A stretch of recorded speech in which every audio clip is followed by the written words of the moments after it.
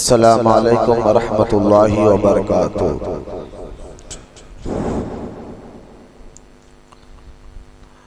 अल्हम्दुलिल्लाह अल्हम्दुलिल्लाहि रब्बिल आलमीन वस्सलातु वस्सलामु अला सय्यिदिल मुरसलीन व अला आलिहि व अस्हाबिहि अजमाइन।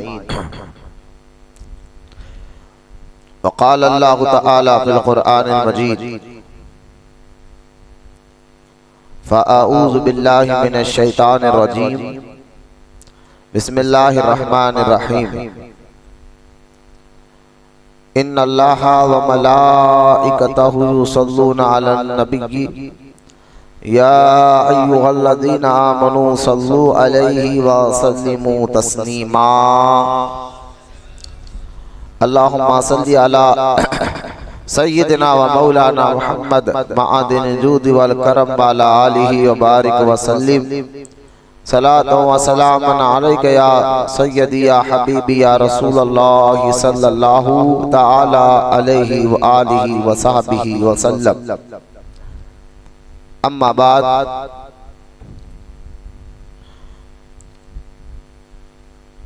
आज का ये इज्तिमा हफ्तेवारी हमारा जो है वो दुरूद पाक की अहमियत और उसके फ़ज़ाइल पर होगा।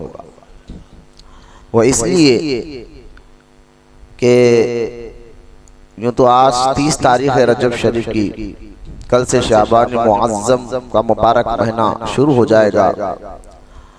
तो रिवायत में आता है कि शाबान मुअज़्ज़म के इस मुबारक महीने में ही जो आयत मैंने पढ़ी है ये आयत नाजिल हुई थी, जिसको सूरह अहज़ाब में ये आयत मुबारका दुरूद व सलाम के मुताल्लिक़ है।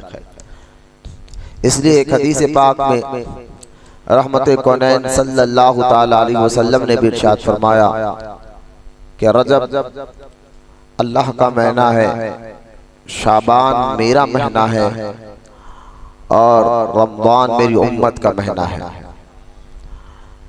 तो आज हम और आप बिलखुसूस दुरूद पाक के मुताल्लिक़ जो आयत मुबारका के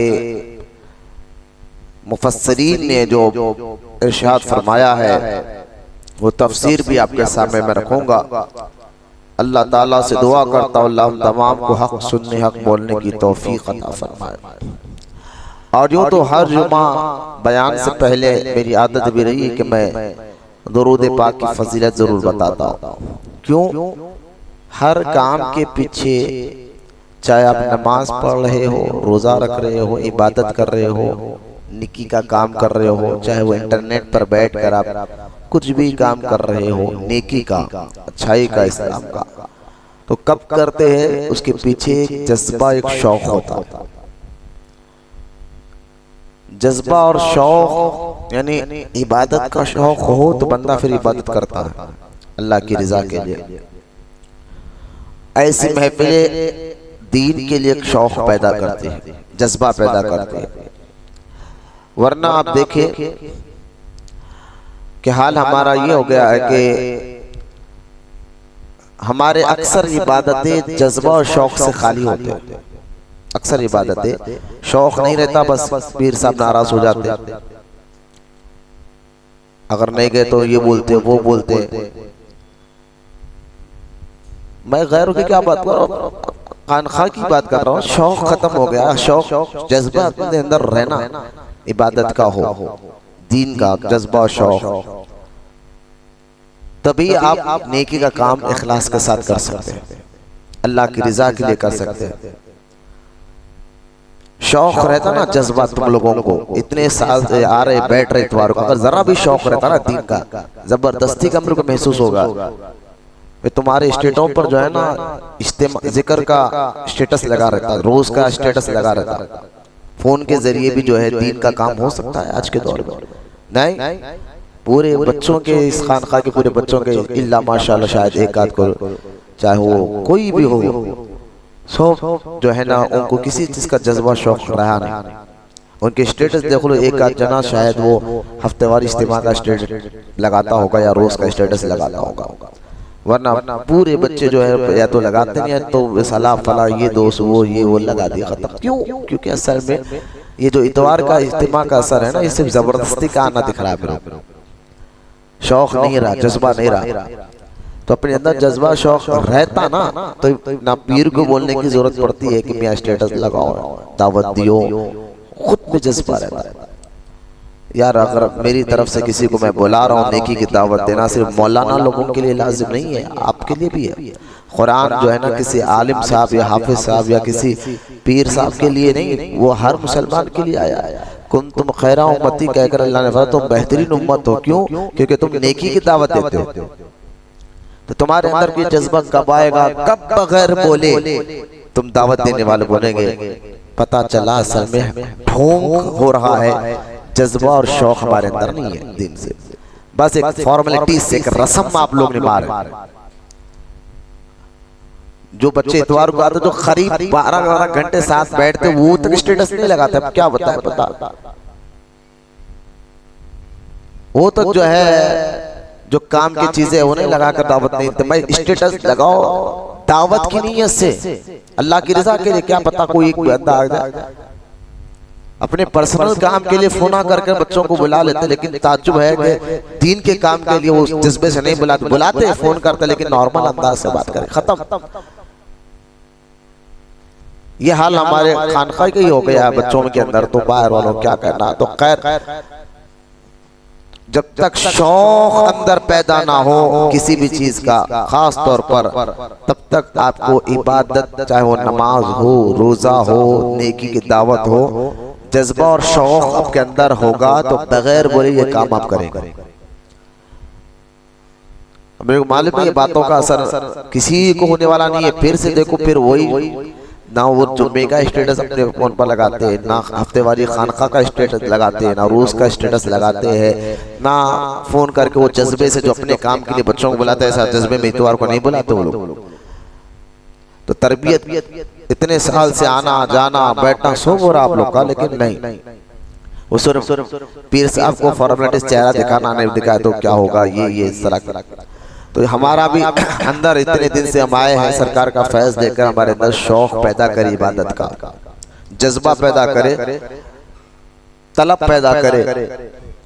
जब तलब पैदा हो जाती है ना, प्यास पैदा हो जाती है, तभी तो बंदा पानी पीता। और प्यास लगी नहीं हमें दीन की, प्यास लगी नहीं हमें नेकी की दावत देने की, तो क्यों हमें इस चीजों की फिक्र होगी? क्यों हमें जो है ऐसे महफिलों में आने का जज्बा होगा? क्यों? बस फॉर्मेलिटीज यानी एक रस्म की तरह हम दोस्तों ऐसी महफिलों को निभा रहे हैं। अपनों का ये हाल है, गैरों को क्या बोल सकते हैं। ये हाल हमारे खानका की इज्तिमाओं का हो गया। अल्लाह हमारी हिफाजत फरमाए। तो खैर कहने का मकसद ये है, मुझे मालूम है इन बातों का कोई असर किसी को भी होने वाला नहीं, लेकिन उलमा का काम है वो बोलते रहे, बोलना नहीं छोड़े, वो बोलते रहे और नतीजा अल्लाह पर छोड़े। तो ये बोलना हमारी जिम्मेदारी है, नतीजा अल्लाह पर छोड़ रहे, मर्जी आप लोगों की है। बस ये मकसद आपको बताना है कि अपने अंदर जज्बा और शौक पैदा करे। पीर साहब तुम्हारा जरिया है, आप कोशिश करना, आपका काम भी होता है। कुरान की वो आयत नहीं है जिसमें अल्लाह फरमाता तुम मेरी राह में कोशिश तो करो, मैं रास्ते आसान करता हूँ। तो किस बयाने मेहनत करना पड़ता, कोशिश करना पड़ता। और कोशिश क्या कोशिश है? आपको कौन सा कंट्रोलों का वजन उठाकर फेंकना है आप लोगों को? आपको जो है नेकी की दावत का अपने अंदर जज्बा पैदा करना होगा, शौक पैदा करना होगा। बगैर बोले दावत देते हुए खुद भी आकर जो है दूसरों को भी लेके आने का ये जज्बा अगर आप लाए तो सही ना, फिर देखे कर्म होगा। बस शौक रहेगा तो ये सारे काम आसानी से हो जाएगा, किसी को बोलने की जरूरत ही नहीं होगी। लिहाजा दुरूद पाक के मुताल्लिक भी जो बातें मैं आज अर्ज करना चाहता हूँ। दुरूद पाक क्या है? दुरूद पाक जो है असल में हुजूर की तारीफ है। आज मैं भी बताऊंगा दुरूद पाक हुजूर की तारीफ है।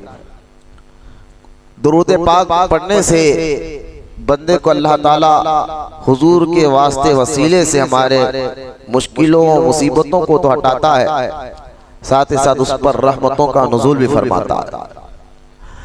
देखिए, मैं दुरूद पाक की अहमियत और फजीलत कुरान की आयत और तफसीर से बताऊं उससे पहले एक और बात आपको समझाना चाहता हूँ।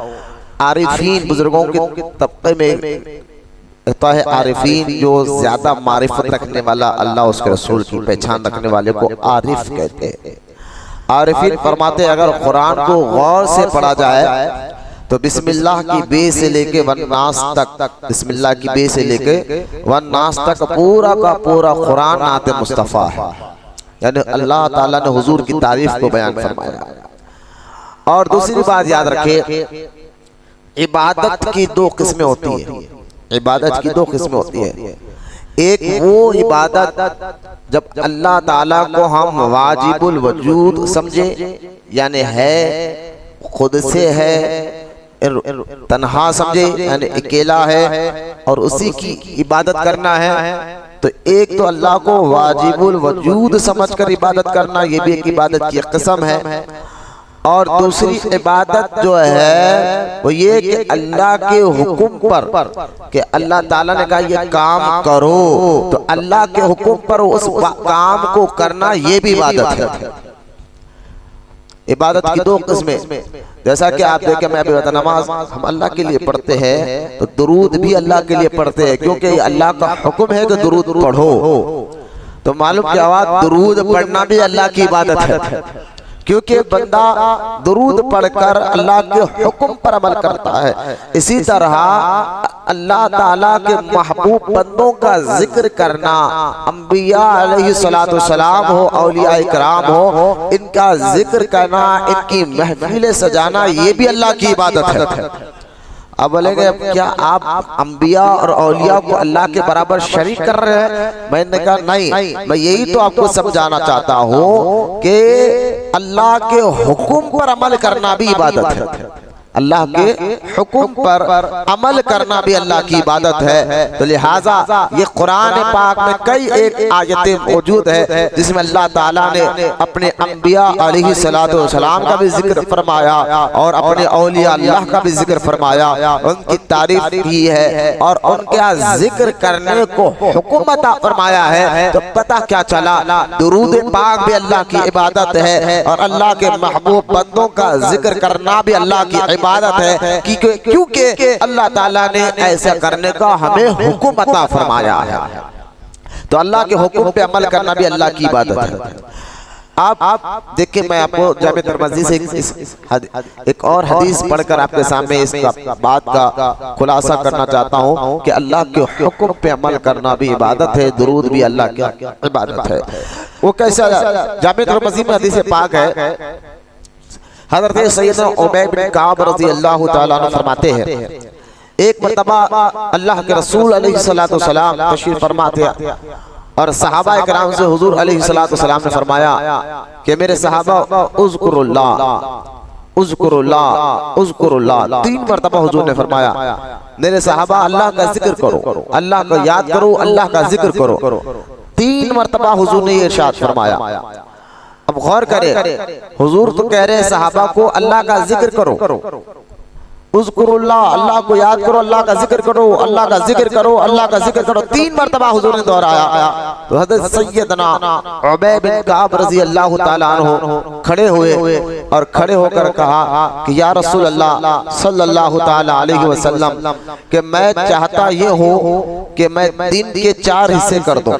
दिन के, मियाँ कोई औरत बारगाह में जा रही, देखो कौन है मियाँ ऊपर बैठे हुए, 4 देखते रहो, बोलो से दूसरी मर्तबा दुरूद पाक पढ़े, अल्लाहुम्मा सल्ली अला सय्यिदिना मुहम्मद माअदिन जुद वल करम बारिक व सल्लिम सलातो व सलाम अलैका या रसूल अल्लाह सल्लल्लाहु ताला अलैहि वसल्लम।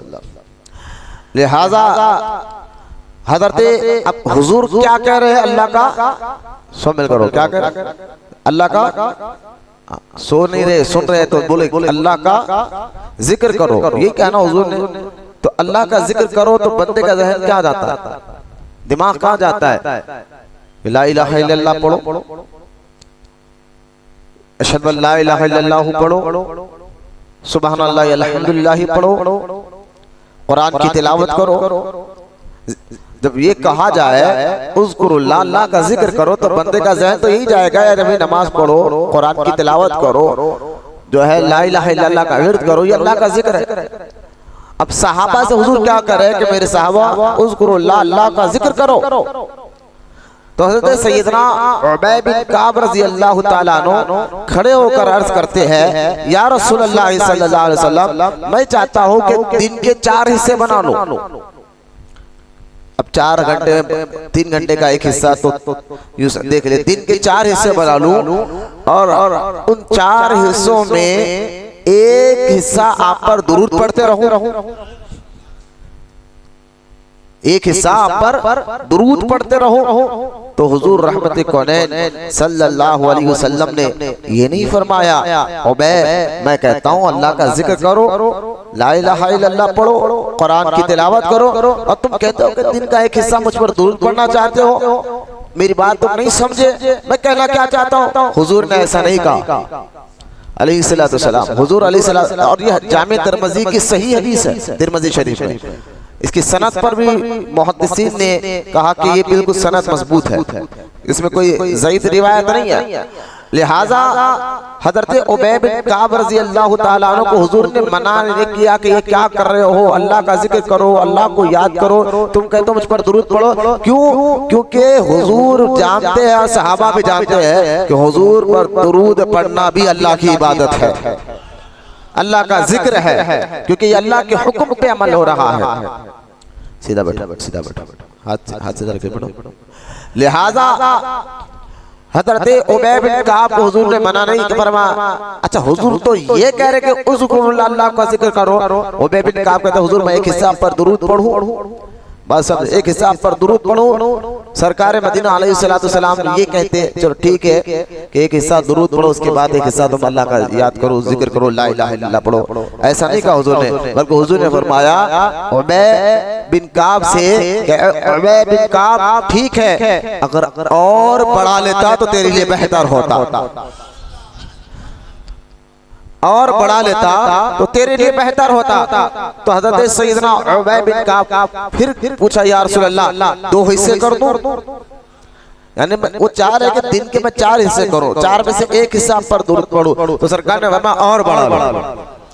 तो उस सहाबे रसूल ने कहा हुजूर 2 हिस्से कर दूं? तो सरकार मदीना अलैहिस्सलातु वस्सलाम ने फरमाया कि हाँ ठीक है, लेकिन और बढ़ा ले तो और अच्छा होगा, और अच्छा होगा। तो सहाबी रसूल ने हुजूर 3 हिस्से कर दूं?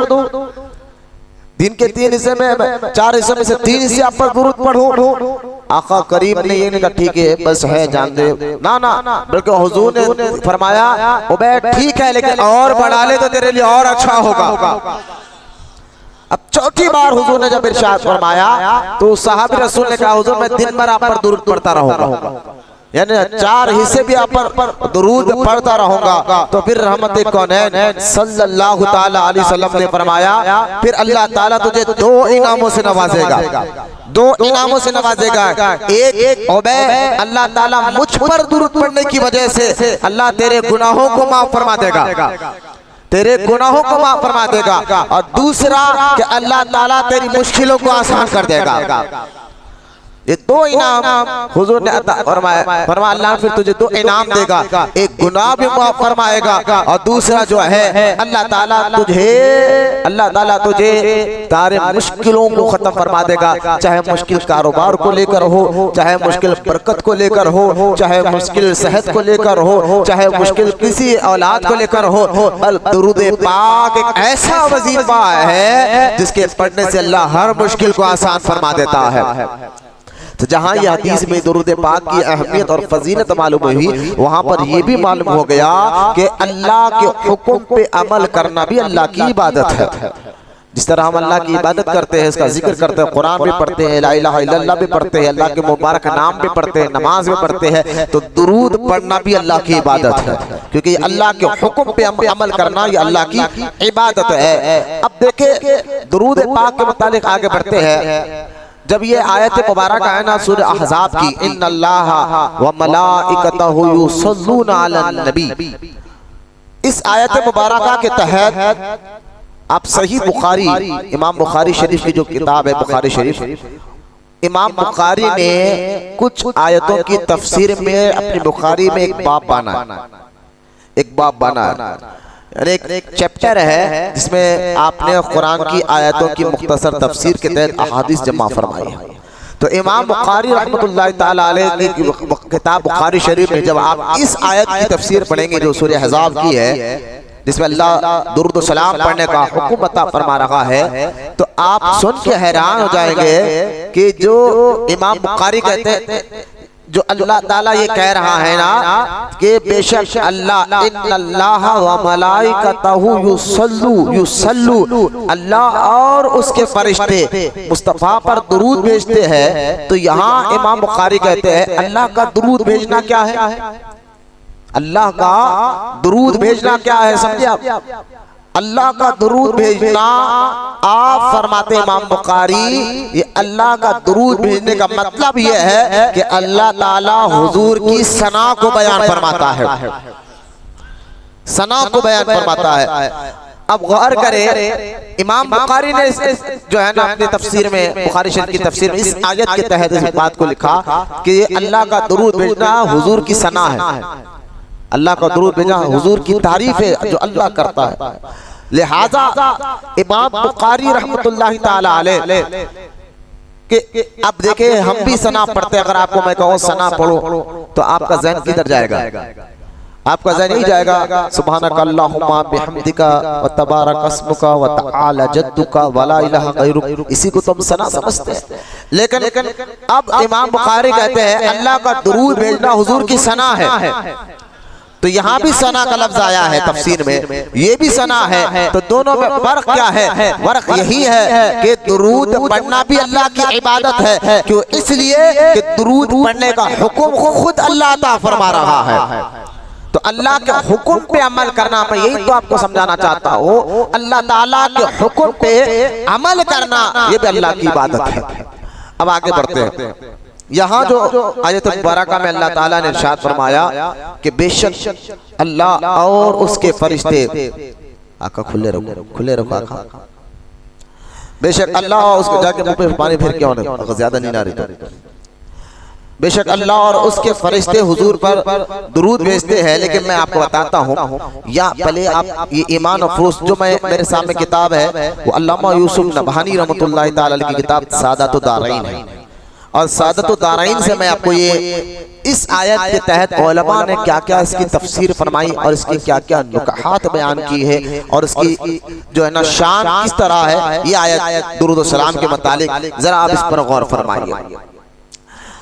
उलमा में हज़रत आज मैं पहले आपको ले जाता हूँ कि यहाँ पर दुरूद व सलाम के मुतालिक आरिफ यानी अल्लामा यूसुफ नबहानी फरमाते हैं हाशिया जलालैन में इस आयत की तफसीर, जलालैन की हाशिया में इस आयत की तफसीर के तहत फरमाते कि इस आयत में दलील इस बात की है, कौन सी आयत? जो दुरूद इन्नल्लाह व मलाइकतहु, दुरूद के फजाइल, दुरूद के बारे में अहादीस हम सुनते रहते हैं, लेकिन कभी इस आयत के फजाइल सुने आप और उसकी अहमियत को सुने। मैंने कहा ना हमारी एक फितरत है, जिस काम में हमें फायदा नजर आता है वो काम अभी कभी छोड़ते नहीं है। अब ये आयत बिल्कुल मैं चेहरे भी देख रहा हूँ और मेरी तरफ तवज्जो करके बात को सुने। हाशिया जलालैन मैं पढ़ रहा हूँ अल्लामा यूसुफ नबहानी की किताब, लेकिन आप इंशाल्लाह ठहर कर समझाऊंगा। आप फरमाते इस आयत में दलील है इस बात की कि हुजूर रहमते कौनैन सल्लल्लाहु अलैहि वसल्लम रहमतों के मोहब्बत और अलल इतलाक अफजलुल खल्क है, क्योंकि अल्लाह ताला की अपने नबी पर सलात, अल्लाह का अपने नबी पर सलात भेजने का मतलब है कि उसकी रहमत जो आपकी ताजीम के साथ मिली हुई है, अल्लाह की रहमत, अल्लाह हुजूर की ताजीम यानी हुजूर की इज्जत, हुजूर की ताजीम को बढ़ाते हुए, इज्जत को बढ़ाते हुए अल्लाह ताला हुजूर पर रहमत भेजता है। सुनिए आप, अल्लाह ताला हुजूर पर रहमत भेजता है। क्यों? फिर फरमाते हैं कि रहमत तो अल्लाह पाक अपने नबियों के अलावा गैरों को भी देता है। अल्लाह की रहमत नबियों के अलावा उसके बंदों को भी मिलती है, मोमिनों को भी मिलती है, अहले ईमान को भी मिलती है। लिहाजा हाथ आसिफ आसिफ हाथ पैर बाहर पूछ के आना, कभी भी अंदर नहीं, बैठ जाओ जल्दी आस्तीन छोड़ो, कभी भी मस्जिद के बाहर हाथ पैर पूरा आस्तीन छोड़ के अदब के साथ आना बेटा, ये अदब है मस्जिद का। लिहाजा लिहाजा अब गौर फरमाए, अब यहाँ एक इल्मी नुक्ता देखे, अल्लामा यूसुफ नवानी फरमाते हैं, तफसीर में आया है कि अल्लाह इस आयत में तो अल्लाह ताला कह रहा है कि बेशक अल्लाह दुरूद भेजता है। दुरूद से मुराद क्या है? रहमत भी है और अल्लाह हुजूर की तारीफ को भी बयान फरमाता है, ताजीम को भी बयान फरमाता है, ये दोनों है। लेकिन फरमाते हैं एक और आयत में रहमत का जिक्र अल्लाह अपने बंदों के साथ ही किया। एक और आयत में जहां आयत भी आपने फरमाया हुवल्लज़ी युसल्ली अलैकुम व मलाइकतु लियुखरिजाकुम मिनज़्ज़ुलुमाति इलन नूर। अल्लाह फरमाता है वही तो है जो अपने फरिश्तों के हमेरा तुम पर सलात भेजता है ताकि तुमको अंधेरों से रोशनी की तरफ निकाला जाए। तो एक सलात तो अल्लाह अपने बंदों को भी भेजता है और ये भी कह रहा है कि अपने हबीब पर अल्लाह सलात भेजता है। दोनों में फर्क क्या है?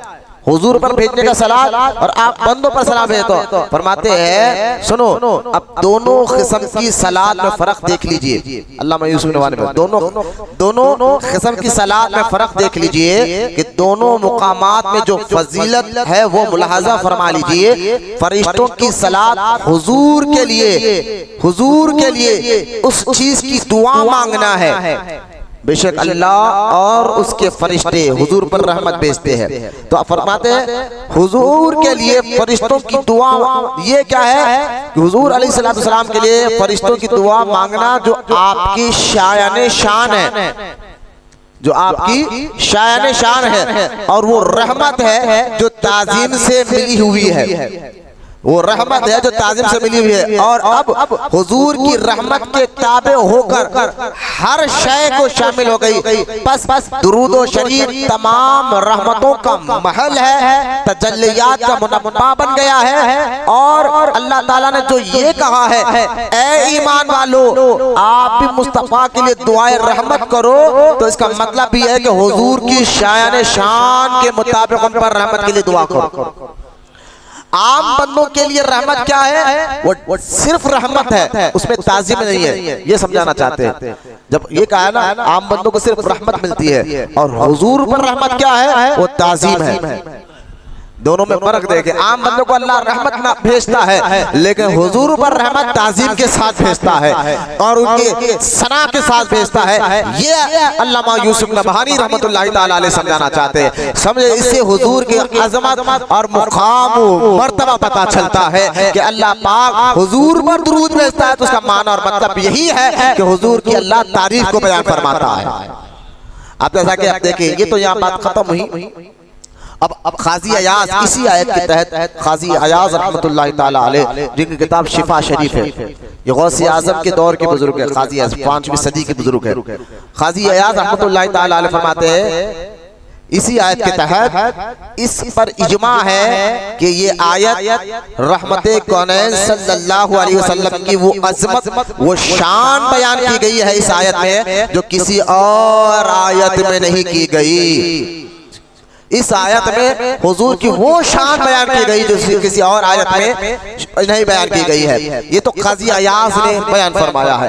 अब आगे अल्लामा हाफिज सखवी रहमतुल्लाहि ताला अलैह की तफसीर में फरमाते हैं, अब सुनिए मैं एक तफसीर पढ़ रहा हूँ, हर आलिम की अपनी अपनी राय इस आयत के मुताल्लिक क्या और आगे मैं इंशाअल्लाह उसका अहम मजमा आपके सामने रखूंगा ताकि ये बरकत लीजिए बुजुर्गों के नामों की, ये बरकत अपने सीनों में उतारे और मेरी बात पर तवज्जो फरमाए। नींद अगर सुस्ती आ रही तो बाहर जाकर वो पे हाथ लेकर आए, सीधा बैठो सीधा बैठो, ऐसा हाथ टेक कर बैठना हुजूर ने मुतकब्बिर की पहचान बताई, यानी तकब्बुर दिल में हो तो ऐसा लोग इस तरह हाथ बैठते। तो अल्हम्दुलिल्लाह हमारे सीने पाक है, अल्लाह का शुक्र, तकब्बुर नहीं है, तो लिहाजा ऐसा हाथ कभी मस्जिद में नहीं कहीं पर भी ना बैठे, घर में भी ना बैठे, हाथ टेक कर।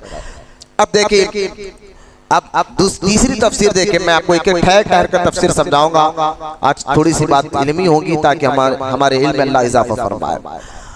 अल्लामा हाफिज सखवी और जो तफसीर में पढ़ रहा हूँ वो इसी आयत इन्नल्लाह व मलाइकतहु युसल्लूना अलन नबी, तो आपको समझना चाहिए कि मैं बार बार आयत पढ़ करने से आपको समझना चाहिए कि मैं यही आयत की तफसीर हाफिज सखवी रहमतुल्लाहि ताला ने फरमाया कि ये आयत मदनी है और इसका मकसद ये है कि अल्लाह ताला अपने बंदों को अपने नबी करीम सल्लल्लाहु अलैहि वसल्लम की कदर और मंजिलत बता रहा है।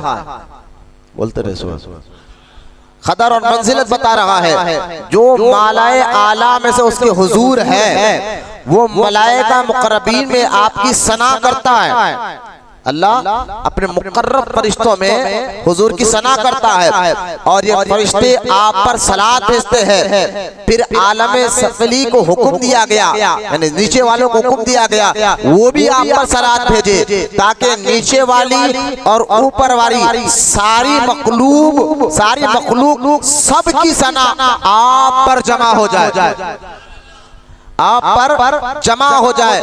फिर आप फरमाते हैं कि अल्फा के हवाले से फरमाया कि आयत में सीगा है, एक सीगा जो ये अरबी डिक्शनरी पढ़ते हैं, सीगा इस आयत में सीगा मज़ारा है, युसल्लून कहा गया, लाया गया, जो इस पर दलालत करता है कि मालूम हो कि अल्लाह ताला और उसके तमाम फरिश्ते हमारे आका करीम पर हमेशा दुरूद भेजते हैं। हालांकि अव्वलीन आखरीन की इंतहाई तमन्ना ये होती है कि अल्लाह ताला की एक सलात ही उनको हासिल हो जाए। अब देखिए युसल्लून का माना बताते हुए फरमाते हैं कि सुनो, अल्लाह हमेशा हुजूर पर सलात भेजता है, जबकि अल्लाह के मखलूक में हुजूर के अलावा जितने फरिश्ते हैं, जितने मखलूकात है, वो तो ये चाहते कि अल्लाह की एक रहमत हमें मिल जाए, एक सलात हमें मिल जाए, लेकिन हुजूर पर हमेशा अल्लाह भेजते रहता है। बोले सुभान अल्लाह, एक रहमत मिल जाए। तो देखिए आप फरमाते अल्लाह ताला की एक सलात ही उसको हासिल हो जाए तो ज़ह नसीब और उनकी किस्मत ये कहाँ, बल्कि अगर अक्लमंद से पूछा जाए कि सारी मखलूक के नेकियां, अल्लाह की रहमत समझाने के लिए कहा गया, अक्लमंद से पूछा जाए कि सारी मखलूक के नेकियां तेरे सीग़े आमाल में हो और तुझे ये पसंद है या ये कि अल्लाह ताला की एक सलात तुझ पर नाज़िल हो, यानी सारे लोगों के नेकियां तेरे पढ़ने में आए, तुझे ये पसंद है? मुफस्सिरीन पूछ रहे अल्लाह की रहमत समझाने के लिए, क्या तुझे ये पसंद है कि सारी मखलूक के नेकियां तुझे मिल जाए, या ये पसंद है कि सिर्फ एक रहमत अल्लाह के ऊपर नाज़िल हो जाए, एक रहमत अल्लाह की नाज़िल हो जाए? तो वो ये नक़ल ये कहेगा वो तो अल्लाह की एक सलात ही पसंद करेगा। है बोलो सुभान अल्लाह। अब सुने सलात के माना अभी आगे और खोलेंगे, ये मैं अभी समझा रही तो शुरुआत है।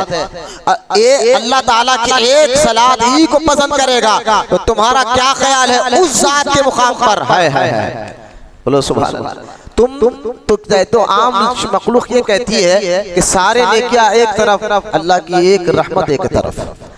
तो जब तुम एक रहमत के लिए सारे नेकियां पूरी दुनिया के मखलूक के नेकियां छोड़ना चाहते हो, तो उस जात के बारे में क्या ख्याल है?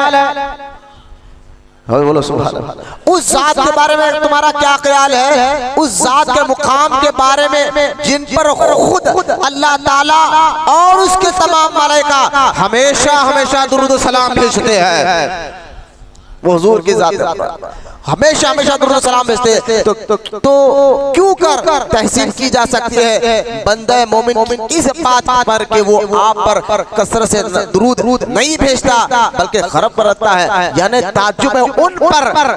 जब ये बात तुझे समझ में आ गई, हुजूर पर रहमत नाजिल होती है, तो तुझ पे ताज्जुब नहीं होता? फिर इतना सुनने के बाद भी तो गफलत इख्तियार किया हुआ है, इतना समझने के बाद भी तो दुरूद सलाम नहीं भेजता है। जहाँ पर हज़रत हाफिज़ सख़ावी रहमतुल्लाहि तआला अलैहि की तफसीर खत्म हुई। फिर आगे आप देखें हज़रत इमाम सुहैल बिन मोहम्मद बिन सलमान रहमतुल्लाहि तआला अलैहि की तफसीर सुने आप इसी आयत के तहत। क्या उलमा के ज़हनों को अल्लाह पाक उनकी अक़लों को रोशन करता है, और जो बातें उन्होंने कुरान हदीस के तहत बताई है इस आयत के तहत, आपका ईमान ताज़ा हो जाएगा, आपका यकीन मजबूत हो जाएगा अगर आप गौर करें। आप फरमाते हैं कौन? इमाम सुहैल बिन मोहम्मद बिन सुलेमान रहमतुल्लाहि तआला ने फरमाया, अल्लाह ताला ने हुजूर अलैहिस्सलाम को ये फरमाया, इन्नल्लाहा व मलाइकतहु युसल्लूना अलन नबी, से जो शर्फ बख्शा है, अल्लाह ने ये कहकर हुजूर का जो शर्फ बख्शा है ज्यादा कामिल और जामे है इस शर्फ बुजुर्गी से जो उसने फरिश्तों को, हाय हाय हाय, अब क्या प्यारी मिसाल दी। पर मैं जो ये शर्फ हुजूर को दी गई ना, इन्नल्लाहा व मलाइकतहु कहकर, सुने आप, मैं इस तफसीर में जानता हूँ जो ये इज्जत दी गई ना अल्लामा सुहैल बिन मोहम्मद सुलेमान फरमाते हैं कि ये जो शर्फ अल्लाह ताला ने हुजूर को दिया, ये कह के युसल्लू ना कहकर, तो ये शर्फ उससे ज्यादा है। किससे ज्यादा है? बोले उससे ज्यादा है जब फरिश्तों को अल्लाह ने हुक्म दिया था कि आदम को सजदा करो।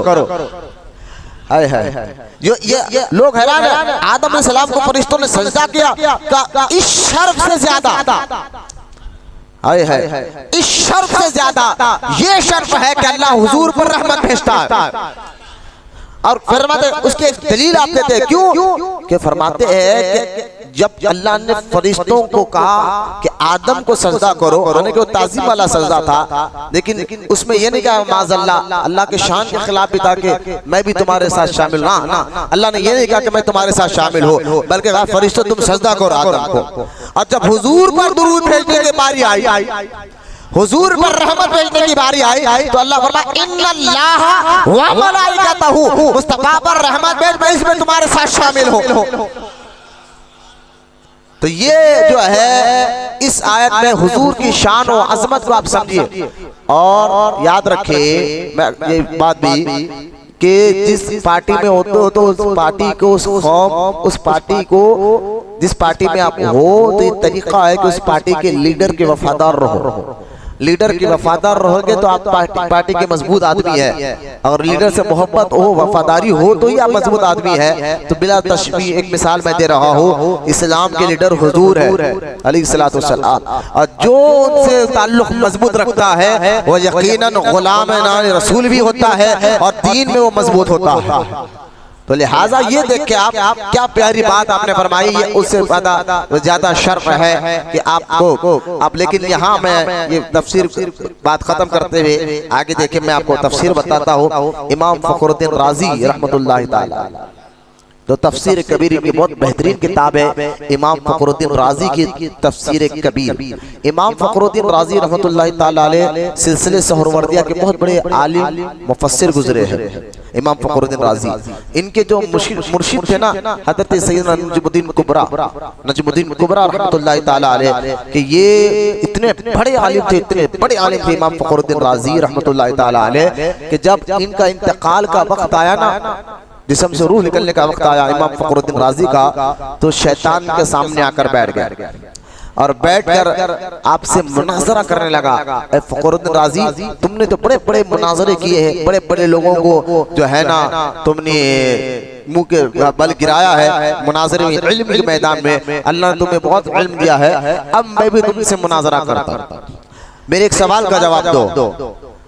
तो इमाम फखरुद्दीन राजी ने कहा तेरे सवाल का जवाब क्या है? तो उसने कहा कि अल्लाह है, तो इसकी दलील क्या है, सबूत क्या है? तो अब गौर करें, इमाम फखरुद्दीन राजी ने इब्लीस को, शैतान को 360 दलीलें दी। एक रिवायत में आता है कितने साल? 360 दलीलें दी, और वो हर दलील पर वो बात करता। इब्लीस भी बड़ा पढ़ा लिखा था ना, बड़ा इल्म वाला था, हर दलील पर जो है इब्लीस जवाब देता। खरीब था कि आपका ईमान खतरे में आ जाता।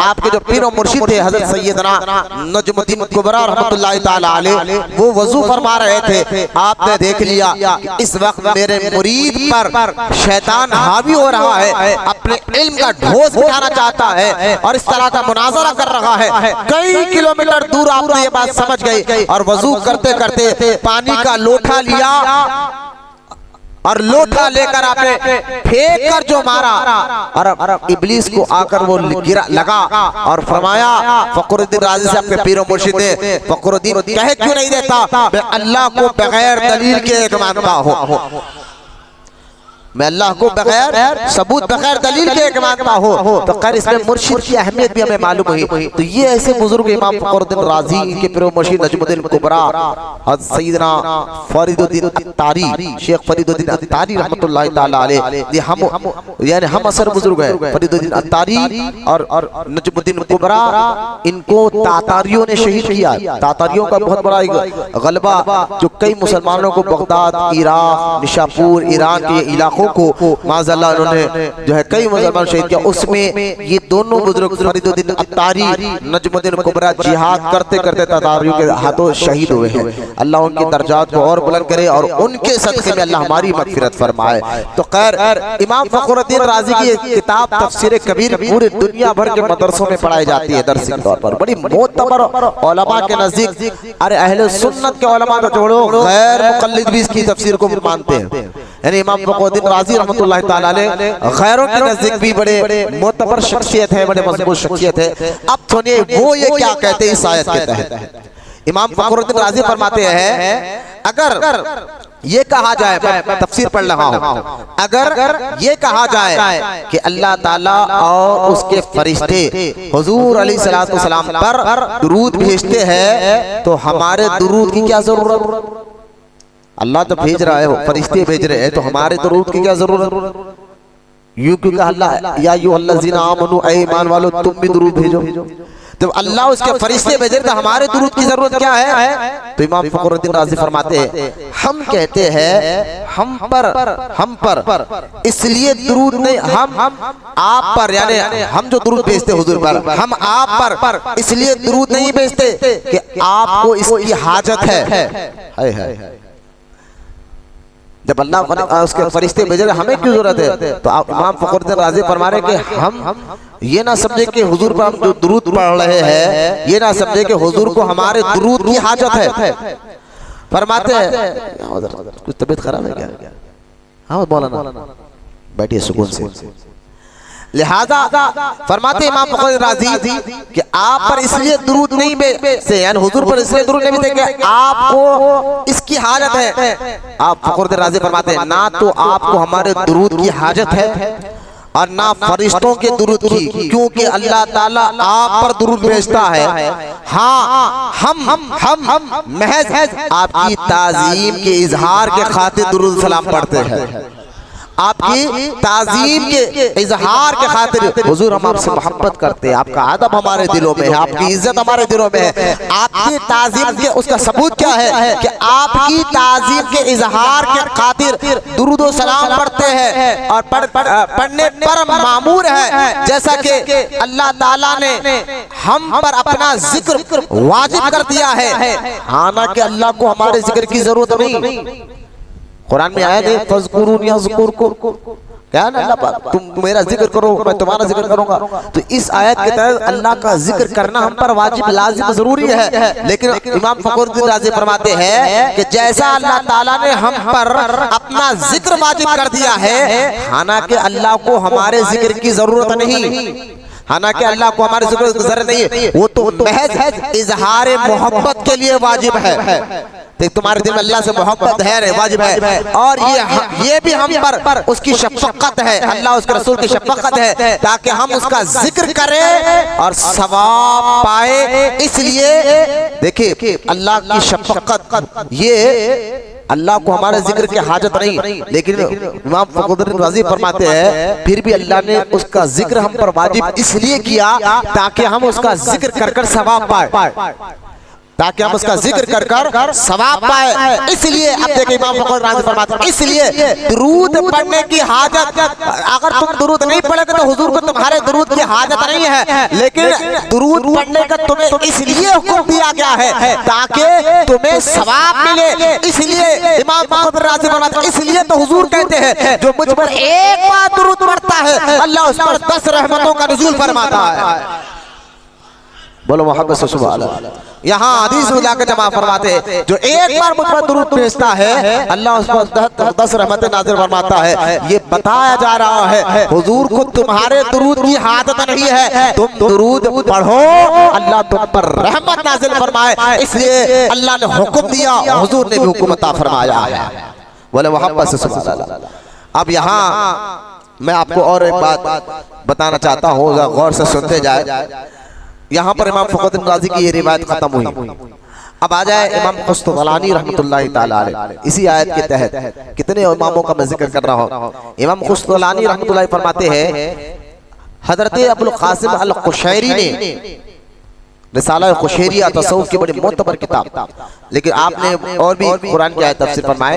अब सुनिए जरा बुजुर्गों की नजर में इस आयत का माना क्या है। रिसाला कुशैरिया ने अपनी तफसीर में इसी आयत के तहत इन्नल्लाह व मलाइकतहु युसल्लूना अलन नबी के तहत फरमाया, अल्लाह ताला की मुराद ये है कि उम्मत की तरफ से उसके रसूल की बारगाह में कोई ना कोई खिदमत हो। बोले सुभान अल्लाह। बात समझ रहे तो समझ में बोले सुभान अल्लाह। सीधा बैठो बैठो ये बच्चे सीधा बैठो। लिहाजा अल्लाह ताला की मुराद ये है कि मेरा बंदा हुजूर का गुलाम की तरफ से मेरे हबीब की कोई ना कोई खिदमत हो।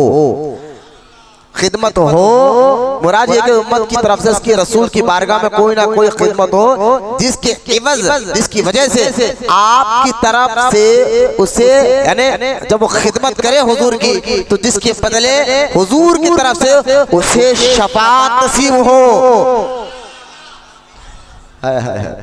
तुम खिदमत करो हुजूर की, दुरूद सलाम पढ़ो और अल्लाह करम करीम। अल्लाह तो अपने बंदों 70 माओं से ज्यादा मोहब्बत करता है ना। तो कहा तो ये जो या अय्युहल्लज़ीना आमनू कहकर अल्लाह ने कहा ईमान वालों तुम भी दुरूद पढ़ो, तो असल में अल्लाह चाहता है कि तुम हुजूर की खिदमत करो ताकि हुजूर तुम्हारी शफाअत करे, ताकि हुजूर तुम्हारी शफाअत नसीब हो। इसलिए अल्लाह ताला ने उनको हुजूर अलैहिस्सलाम पर दुरूद पढ़ने का हुक्म दिया। हाय हाय क्या इल्मी नुकात है यार, बस समझे। इसलिए अल्लाह ताला ने आप पर दुरूद पढ़ने का हुक्म दिया। फिर आगे देखे, फिर अल्लाह ने अपने नबी की जुबानी एक मर्तबा दुरूद भेजने वाले को 10 रहमतें नाजिल फरमाने का हुक्म दिया। अब बोलो ना सुभान अल्लाह। फिर देखे खिदमत करो ताकि तुमको शफाअत नसीब हो। फिर आपको यूं समझे, लालच तो मैं नहीं कहूँगा, आपका जहन बनाने के लिए हुजूर ने क्या, जब पढ़ोगे एक बार अल्लाह 10 रहमतें नाज़िल फरमाएगा। और कुरान की आयत भी जहन में रखे आप, हुजूर जो अल्लाह कुरान में कहता है, मेरा हबीब जो कहता है ना अपनी तरफ से नहीं कहता, जो कहता है हमारी तरफ से कहता है। अगर कोई ये तो हदीस है, हुजूर कह रहे हैं कि मुझ पर दुरूद पढ़ो तो 10 रहमतें नाज़िल फरमाता है। मैंने कहा ये आयत भी तो ज़हन में रखे, हुजूर जिनके बारे में अल्लाह खुद फरमाता है मेरा हबीब अपनी तरफ से कुछ नहीं कहता, जो कहता हमारे हुक्म से कहता है। तो ये बातें याद रखे। अब देखे आगे बात खत्म नहीं की, आप फरमाते इसमें इशारा ये है कि बंदा अल्लाह ताला की मजीद इनायतों का मोहताज रहता है और किसी वक्त भी उससे छुटकारा नहीं हो सकता। जब हुजूर सल्लल्लाहु अलैहि वसल्लम अल्लाह की रहमत और सलामती के मोहताज है तो नबूवत से बढ़कर तो कोई रुतबा है ही नहीं। अब देखे दुरूद और सलाम पढ़ने से हुजूर की शफाअत भी नसीब होती है, अल्लाह की तरफ से रहमतों का नुज़ूल भी होता है और ये भी महसूस कराया जाता है कि तुम अल्लाह के मोहताज हो। जब हुजूर अल्लाह की रहमत के मोहताज है तो हुजूर से बढ़कर कौन है, हुजूर से बढ़कर कौन है।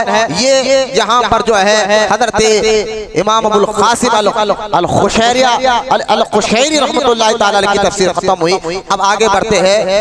हजरत इमाम अबू मोहम्मद जाबिर बिन मोहम्मद अल-कुर्ती ने अपनी किताब में यहाँ इसी आयत के तहत मैं ईमान अफरोज नुक्ते आगे भी बताऊंगा, फरमाते हैं कि अब्दुल्लाह इब्न अब्बास का यह कौल नकल किया गया है, अल्लाह ताला नबी पाक सल्लल्लाहु अलैहि वसल्लम की मगफिरत फरमाता है। यानी अब्दुल्लाह इब्न अब्बास कहते हैं मगफिरत यानी उनके दर्जात को बुलंद करता है और फरिश्ते आपके दर्जात की बुलंदी की दुआ करते हैं। फिर फरमाया ऐ मुसलमानों सल्लू अलैहि, ऐ मुसलमानों फरमाया इसका माना यह है कि अपने नबी के लिए तुम भी दुआ करो, अपने नबी के लिए तुम भी दुआ करो। खैर यहाँ पर अब्दुल्लाह इब्न अब्बास की तफसीर खत्म हुई। अब आए कि हज़रत इमाम मोहम्मद गजाली रहमतुल्लाह ताला अलैहि क्या फरमाते हैं।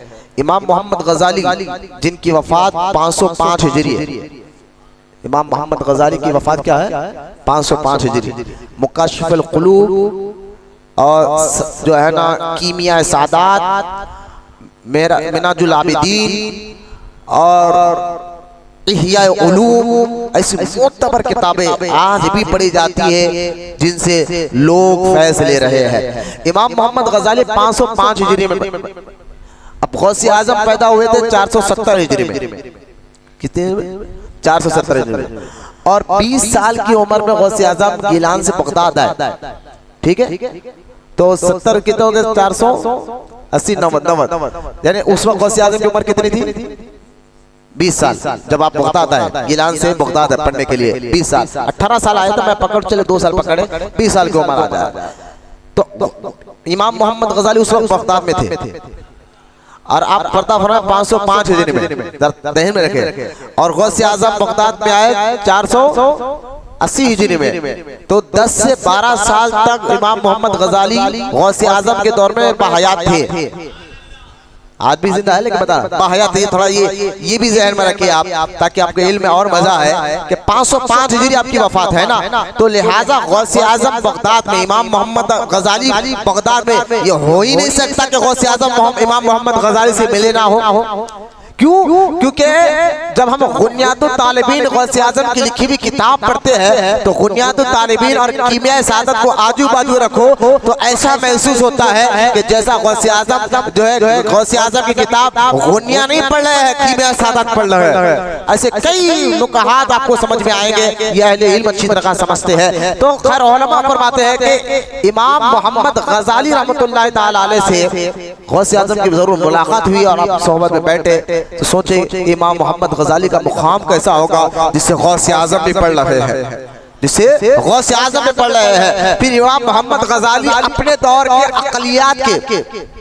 अक़लियात के फन में अपने वक्त के इमाम थे आप।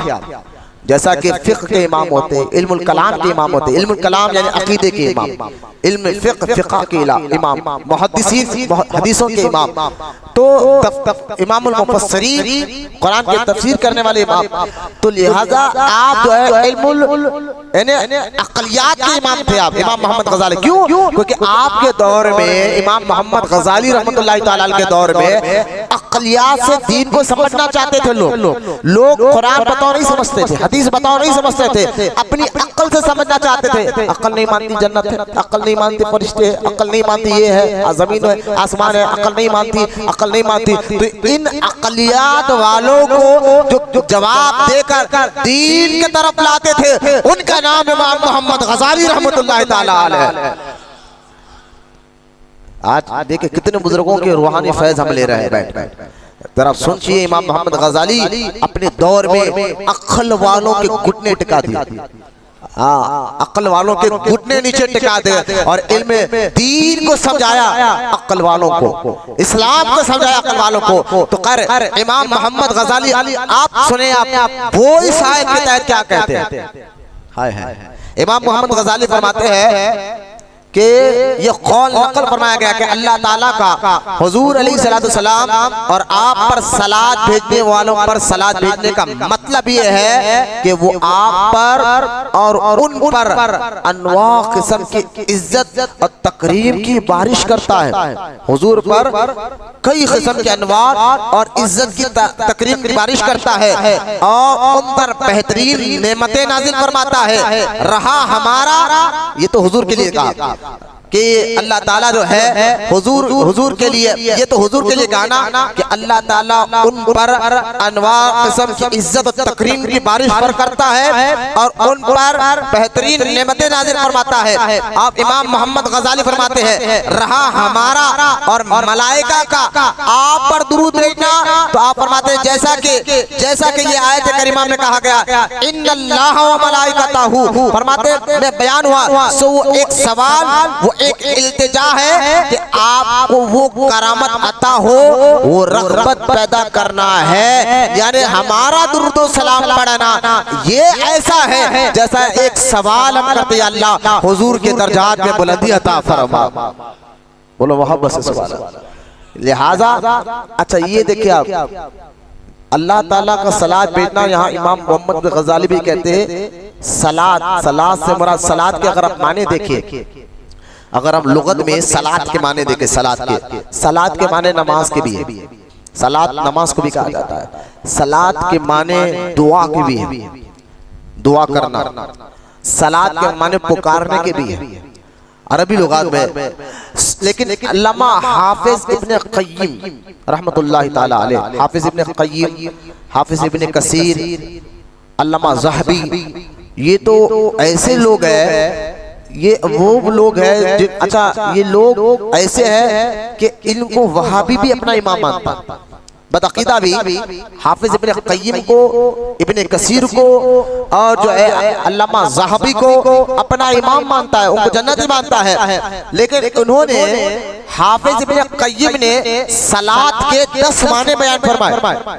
सलात के, अब देखिए, इन्नल्लाह व मलाइकतहु युसल्लु अल्लाह, बेशक अल्लाह और उसके फरिश्ते हुजूर पर सलात भेजते हैं। तो हाफिज इब्न क़य्यिम ने सलात के 10 माने बयान फरमाए कि दुआ, नमाज, पुकारना, लेकिन सब में कहते हैं, लेकिन आखिर में आकर कहते हैं सलात का एक माना ताजीम करना, सलात का एक माना ताजीम करना। तो इस आयत में फरमाते हैं हाफिज इब्न क़य्यिम, अल्लाह ताला हुजूर की ताजीम को बयान फरमा रहा है।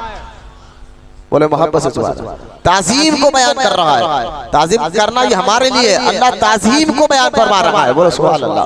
अब गौर करें, अब फिर आप देखें यहाँ ये समझने के बाद फिर अल्लामा हाफिज सक़वी रहमतुल्लाह तआला फरमाते हैं कि इमाम अबू लैस मुस्तफ़ा अल-कमल हनफी के मुकदमे की शरह में ये इबारत मौजूद है। क्या अगर कहा जाए कि इसमें क्या हिकमत है कि अल्लाह ताला ने तो हमको हुक्म दिया कि हम अपने आका पर दुरूद सलाम भेजे, और हम कहते हैं, हम ये कहते हैं अल्लाह ने तो हमें हुक्म दिया, अल्लाह ने हमें हुक्म दिया ना कि तुम दुरूद सलाम भेजो, लेकिन हम क्या कहते हैं अल्लाहुम्मा सल्ली अला मोहम्मद। है क्या इल्मी नुक्ता दिया आपने यहाँ पर, अल्लाहुम्मा सल्ली अला मोहम्मद। हम अरे जब अल्लाह कहता है ऐ ईमान वालो या अय्युहल्लज़ीना आमनू, ऐ मानो तुम मुस्तफ़ा पर दुरूद सलाम भेजो, तो हम कहते हैं अल्लाहुम्मा अल्लाह तू भेज। हमें तो पढ़ना तो यूं चाहिए था उस्सल्ली अला मोहम्मद, कि ऐ अल्लाह ऐ मोहम्मद आप पर दुरूद हो, कहना तो ये चाहिए था उस्सल्ली अला, कि मैं दुरूद भेजता हूं पर, लेकिन हम ये नहीं कहते, हम पढ़ते अल्लाहुम्मा सल्ली अला। अरे जब भेजा तुम्हें जा रहा, बोला तुम्हें जा रहा है, तो फिर रब की बारगाह में इल्तिजा क्यों कर रहे हो? तो हाफिज सक़वी फरमाते हैं असल में बात ये है, राज ये है, हुजूर की हकीकत सिवाय अल्लाह ताला के कोई जान ही नहीं सकता है कि हुजूर की हकीकत क्या है। हम कैसे हुजूर की शान को समझ सकते हैं, हम कैसे हुजूर के मुकाम और मर्तबे को समझ सकते हैं। अल्लामा सक़वी फरमाते हैं इसलिए हम कहते हैं अल्लाह तेरे हबीब की हकीकत को तेरे सिवा कोई नहीं जान सकता, हम कैसे ऊपर दुरूद भेज सकते हैं। लिहाजा हम कहते हैं अल्लाहुम्मा सल्ली अला मोहम्मद, ऐ अल्लाह तू ही ऊपर रहमत भेज जैसा उनकी शान शान है। दुरूद सलाम के वाक़या तो बहुत सुनूंगा, कभी मैं समझता हूँ, कभी इस लिहाज से भी दुरूद को समझिए, इस तरीके से भी दुरूद सलाम को आप समझिए कि क्या कहा जा रहा है और आपको क्या कहा समझाया जा रहा है। अब यहाँ पर भी अल्लामा निशापुरी की भी वही तफसीर लाई है, इब्ने अबी इजला की भी वही तफसीर आई है। अब आगे देखिए कि यहाँ पर गए कितनी अच्छी बात कही गई है। उसने जिसने कहा जब अल्लाह ताला ने अपने हबीब पर दुरूद भेजने का हुक्म दिया और हमको आप पर दुरूद भेजने की फजीलत मालूम ना थी और हमें इस बारे में अल्लाह ताला की हकीकी मुराद का इल्म ना था, इसलिए हमने दुरूद शरीफ को उसी की तरफ लौटा दिया और हमने कह दिया इलाही तू ही अपने रसूल पर दुरूद नाजिल फरमा, क्योंकि तू बेहतर जानता है कि आपके शान के लायक दुरूद कौन सा है और तू ही जानता है इससे मुराद क्या है। अब आगे मैं यही तो जुमला कहा, हालांकि ये इबारत मैंने पढ़ी नहीं थी, लेकिन मैंने आपको समझाया क्योंकि इल्म पढ़ते पढ़ते अल्लाह उलमा की अक्लों को रोशन करता है। अब गौर करें, फिर मज़कूर इबारत के बाद ये बोलने के बाद अल्लाहुम्मा सल्ली अला तुम क्यों पढ़ते उसका माना समझाने के बाद मज़कूरा इबारत के बाद सक़वी फरमाते जब तुमको ये सब मालूम हो चुका, जब तुमको ये सब मालूम हो चुका कि तुम्हारा दुरूद आप पर इस तरह होना चाहिए जैसा आपने तुम्हें हुक्म दिया है, इससे तुम्हारी क़द्र मंज़िलत और आपकी बारगाह में बढ़ेगी, तो तुम अपने ऊपर कसरत से सलात को, यानी तुम जब तुम्हें मालूम हो गया कि तुम अल्लाह से कह रहे हैं अल्लाह तुम हुजूर पर उसकी शान शान के मुताबिक जो है सलात सलाम है, जब तुमको ये मालूम हो तुम पढ़ोगे तो तुम्हारी भी इज्जत अल्लाह बढ़ाएगा। तुम्हारी भी इज्जत अल्लाह बढ़ाएगा। तो आप फरमाते हैं तुम अपने ऊपर कसरते सलात को लाजिम कर लो, कसरते सलात को लाजिम कर लो और हमेशा पढ़ना जरूरी समझो। और इस बारे में सब रिवायत जमा करो, क्योंकि आप पर कसरत से दुरूद भेजना मोहब्बत की एक अलामत है, मोहब्बत की एक अलामत है। जिसको किसी से मोहब्बत होती है तो वो उसका कसरत से जिक्र करता है। फिर फरमाते जब ये दुरूद पढ़ना हुजूर की मोहब्बत की पहचान है, दुरूद पढ़ना हुजूर की मोहब्बत की अलामत है। तो अल्लामा सखावी फरमाते हैं तो तुमने ये हदीस नहीं सुनी, जिससे बंदा मोहब्बत करता है उसका जिक्र ज्यादा करता है, जिससे तुम मोहब्बत करते हो उसी का जिक्र ज्यादा करते हो। और सबसे ज्यादा मोहब्बत करनी किसे चाहिए है, अल्लामा सखावी फरमाते हैं। तो क्या तुमने ये हदीस नहीं सुनी, हुजूर ने खुद फरमाया उस वक्त तक तुम्हारा ईमान कामिल नहीं हो सकता जब तक कि तुम अपनी औलाद से ज्यादा, अपने माँ बाप से ज्यादा, बल्कि अपनी जान से ज्यादा मुझसे मोहब्बत ना करो। हुजूर से मोहब्बत औलाद से ज्यादा, हुजूर से मोहब्बत माँ बाप से ज्यादा, हुजूर से मोहब्बत खानदान से ज्यादा, हुजूर से मोहब्बत अपनी जान से भी ज्यादा। तो फरमाया दुरूद व सलाम हुजूर की मोहब्बत की एक पहचान। हाय बोलो मोहब्बत से सुभान, बोले और मोहब्बत से और मोहब्बत से। लिहाजा यहाँ पर जो है मैं अब यहाँ बहुत एक और तफसीर छोड़ो क्योंकि वक्त करीब आके हम थोड़ा जिक्र पढ़ेंगे। तो यहाँ मैं एक चीज आपके सामने पढ़ना चाहता हूँ। देखिए अल कौल बदी, मैं एक दो तफसीर छोड़ रहा हूँ यहाँ पर क्योंकि वक्त उतना फिर रुक कर मुझे समझाने में काफी वक्त लग जाएगा। तो इंशाल्लाह इस मौजू को हम शाबान मुअज़्ज़म के महीने में आने वाले इतवार तो इंशाल्लाह हज़रत उर्स इमाम आज़म अबू हनीफा मनाएंगे इंशाअल्लाह रज़ी अल्लाह ताला। लेकिन फिर जब मौका मिला क्योंकि शाबान का महीना इस आयत की नाज़िल होने वाला महीना है तो हम इसकी तफसीर को आगे पढ़ेंगे। अब फरमाए अल कौल बदी में ये फरमाया गया है कि इस आयत की इबारत मौजू तक़रीर इबारत ये है इन्नल्लाह युसल्ली व मलाइकतुहु युसल्लून, यानी बेशक अल्लाह दुरूद भेजता है और उसके फरिश्ते दुरूद भेजते हैं। तो आप फरमाते हैं कौन अल कौल बदी में कि वल्लाहु आलम, यानी फरिश्तों की तादाद क्या है। जब अल्लाह उसके फरिश्ते हुजूर पर दुरूद भेजते हैं तो यहाँ आपने फरिश्तों के बारे में कहा दुरूद फरिश्ते भी भेजते हैं, तो फरिश्तों की तादाद जानते हैं क्यों? इसमें कुछ मलाइका, अब देखिए फरिश्तों के बारे में कहते हैं कुछ मलाइका मुकर्रबीन है, कुछ अर्श उठाने वाले हैं और सातों आसमान पर रहने वाले हैं, जन्नत में दोज़ख के दरोगा, आमाल पर निगरान, इंसानों के मुहाफिज, जैसा कि फरमाने बारी ताला है यहफ़ज़ूनहु मिन अम्रिल्लाह, यानी इंसानों के फरिश्ते क्या है, कुछ मुकर्रबीन फरिश्ते हैं, कुछ अर्श उठाने वाले फरिश्ते हैं, जन्नत में कुछ फरिश्ते हैं, दोज़ख के अंदर कुछ उसके दारोगा फरिश्ते हैं, फरमा इंसानों के मुहाफिज भी कुछ फरिश्ते हैं, समंदरों, पहाड़ों, बादलों, बारिशों, रहमों, नुतफों पर मुकर्रर भी कुछ सूरतें बनाने वाले, जिस यानी समंदरों को चलाने वाले, पहाड़ों को चलाने वाले, बादलों को चलाने वाले, बारिश को बरसाने वाले अल्लाह के हुक्म से, रहमों में औलाद को सूरत बनाने वाले अल्लाह के हुक्म से, नुतफों पर मुकर्रर फरिश्ते, ये भी फरिश्ते हैं, ये भी फरिश्ते हैं। और फरमाते हैं सूरत बनाने वाले हैं, जिस्मों में रूह फूंकने वाले हैं, अल्लाह के हुक्म से जिस्म में रूह फूंकने वाले हैं, सब्जियां पैदा करने वाले हैं, हवा चलाने वाले हैं, अफलाक नजूम को गर्दिश दिलाने वाले हैं, चांद को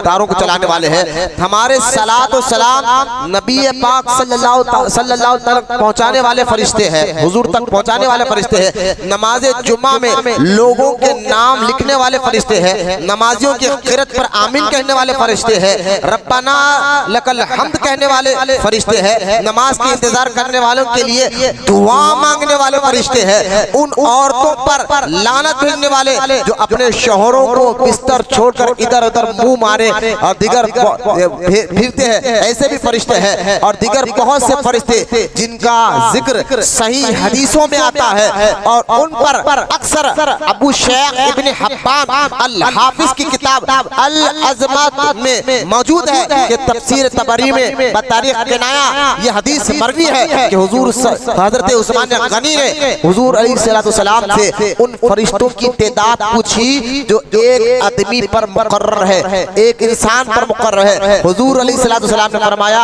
हर आदमी के साथ 10 फरिश्ते दिन मुकर्रर, 10 फरिश्ते दिन को और 10 रात को मुकर्रर होते हैं। यहाँ फरिश्तों की तादाद बता रहे हैं, फरिश्ते कहाँ के संबंध जमीन आसमान फरमाते हैं कि हर आदमी के साथ दिन में 10 रात में 10 फरिश्ते यहाँ हवाले के साथ कहा जा रहा है वो मुकर्रर है। वो 10 दिन के करते क्या है, जो दिन में और रात में आते हैं 10 फरिश्ते हर इंसान के साथ होते हैं। फरमाया एक दाएं एक बाएं, 2 आगे पीछे, 2 होठों के पास, जो हुजूर पर दुरूद पड़े तो वो लेकर हुजूर तक पहुंचाते हैं। सुभान अल्लाह। हमारे होठों के पास फरिश्ते होते हैं जो दुरूद पढ़ने पर उस दुरूद को हुजूर तक पहुंचाते हैं। सुभान अल्लाह बोलिए। लिहाजा हुजूर जो होठों के पास जो सिर्फ हुजूर पर दुरूद हुजूर पर पढ़ने वाले दुरूद शरीफ को महफूज करते हैं, और 2 उसके पहलू पर, एक उसकी पेशानी पकड़े होता है, अगर वो आजिजी इनकिसारी करे तो बुलंद करता है। एक पेशानी पकड़े हुए फरिश्ता होता है इंसान के, ये आजिजी करे, तकब्बुर ना हो, आजिजी करे तो उसको इज्जत दिलाता है अल्लाह, इसको इज्जत दे, उसकी इज्जत दिलाता है। तकब्बुर करे तो उसको नीचे ढकलता है, तकब्बुर करे तो उसको नीचे ढकलता है। फरमाया 10 नींद की हालत में, और उसके 10वां उसकी नींद की हालत में उसके मुंह और मुंह में आँख और मुंह में सांप यानी कीड़े पतिंदे दाखिल होने नहीं देते। ये फरिश्ते हमारे कान हमारे मुंह की हिफाजत करते जब हम सोते रहते हैं। अब देखते जा फरिश्तों की तादाद बताया जा रहा है।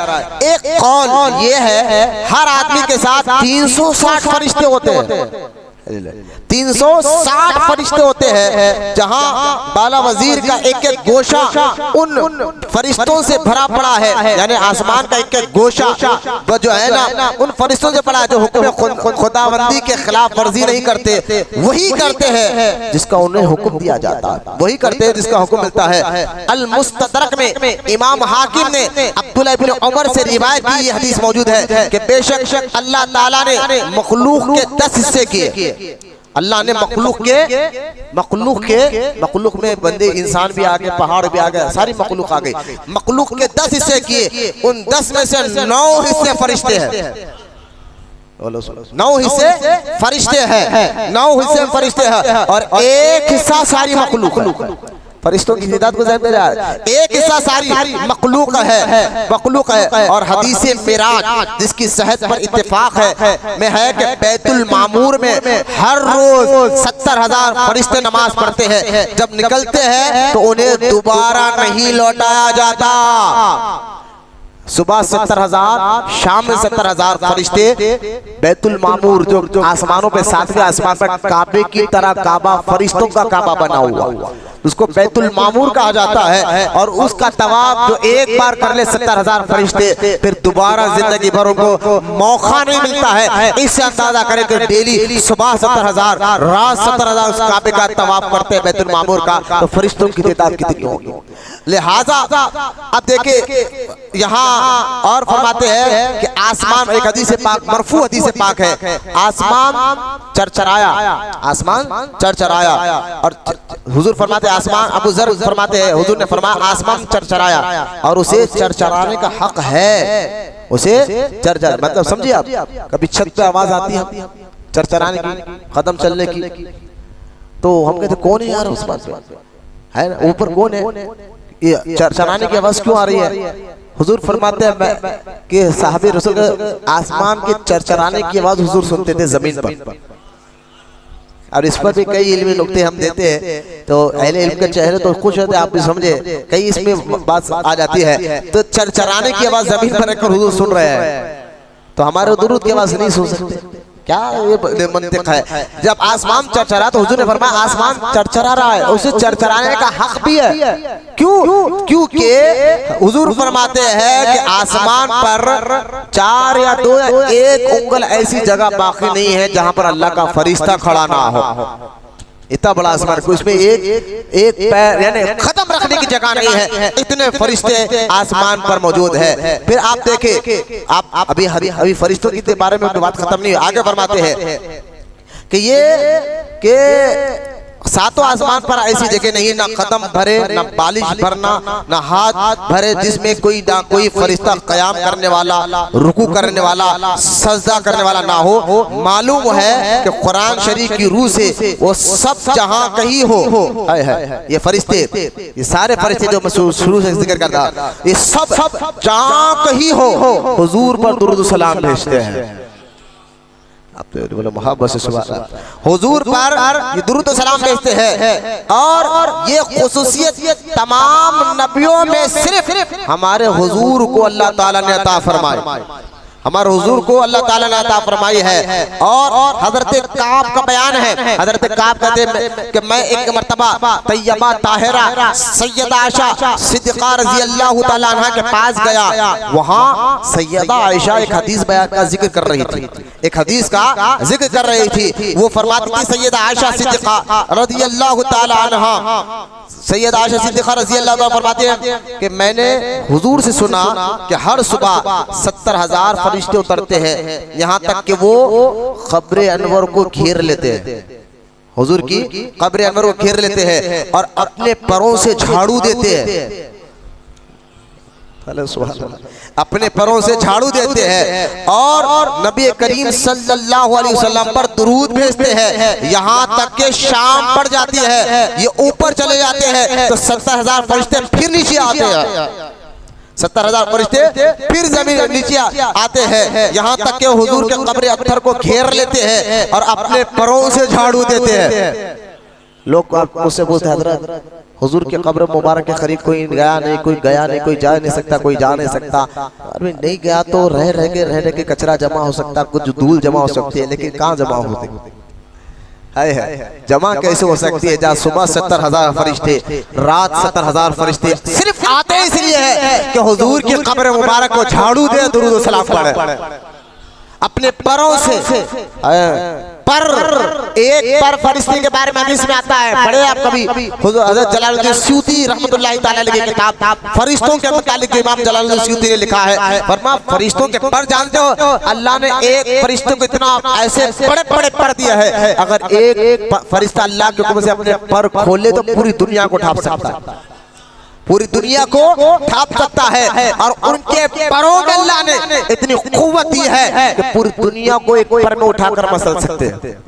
ये फरिश्तों की कुव्वत है, लिहाजा वो सुबह 70,000, शाम में 70,000 फरिश्ते हुजूर के कब्र अनवर को आकर जो है साफ कर जाते हैं। बस बात खत्म करता हूँ क्योंकि जिक्र का वक्त हो गया। मैं आपको इस टॉपिक को हम इंशाल्लाह करेंगे आगे, इंशाअल्लाह हम जरूर इस टॉपिक करेंगे, क्योंकि मैं आपको बताऊंगा तफसीर के हवाले से अल्लाह ने ये कहा कि बेशक या इन्नल्लाह व मलाइकतहु युसल्लूना अलन नबी, नबी कहा अल्लाह उसके फरिश्ते नबी पर, ये नहीं कहा मोहम्मद पर, ये नहीं कहा रसूल पर, नबी क्यों कहा। और इतनी प्यारी बात मेरे जहन में है, लेकिन वक्त ज्यादा देता, मुझको कम से कम 15-20 मिनट चाहिए इसको तफसीर समझाने के लिए कि अल्लाह ने नबी कहा, रसूल क्यों नहीं कहा, अल्लाह ने नबी कहा, रसूल क्यों नहीं कहा, अल्लाह ने मोहम्मद क्यों नहीं कहा, नबी क्यों कहा।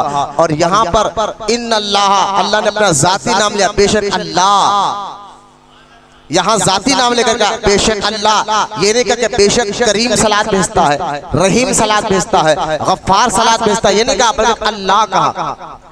तो ये बहुत इल्मी नुक्ता अगर आपको चाहत है तो आप जरूर तशरीफ लाए। हफ्तेवारी इज्तिमा अल्लाह तमाम को कहने सुनने से ज़्यादा अमल की तौफीक अता फरमाए। इंशाअल्लाह आने वाले इतवार को उर्स इमाम आज़म अबू हनीफा होगा रज़ी अल्लाह तआला अन्हु, आप जरूर तशरीफ लेकर आए। उनके लिए कलमे तैयबा आपको पढ़ना है आने वाले इतवार तक, ला इलाहा इल्लल्लाह मुहम्मद रसूलुल्लाह। जो पढ़े, जो तस्बीह जो नहीं है हमारे व्हाट्सएप पे, मैं कहता हूँ उनको लिख कर लाकर यहाँ मौज़न साहब को दे दो तो काफ़ी होगा। आइए अल्लाह तमाम को कहने सुने अमल की तौफीक अता फरमाए।